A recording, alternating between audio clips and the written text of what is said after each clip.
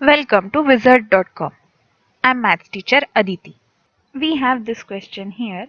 Factorize y to the power 4 minus 8y square plus 16. So we are given the polynomial y to the power 4 minus 8y square plus 16.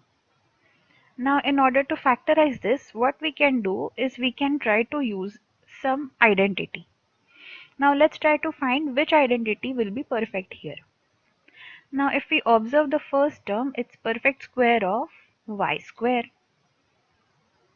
If we observe second term, we can write it as 2 into y into 4y. And if we observe third term, not 2 into, we can write it differently. The second term can be written as minus 2 into y square into 4. And if we observe third term, it is perfect square of 4.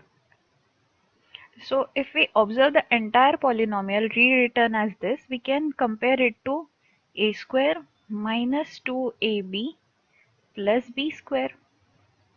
Now this is nothing but a minus b whole square.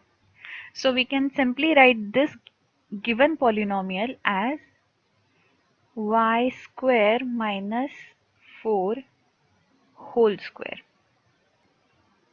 Now this can be written as y square minus 4 multiplied by y square minus 4.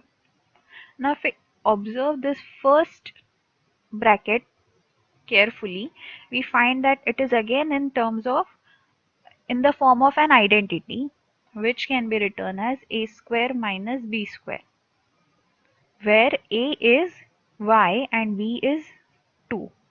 Similarly, we can do the same with second bracket, a square minus b square. We can write this as a plus b and a minus b using this identity. So let's factorize each bracket in this way.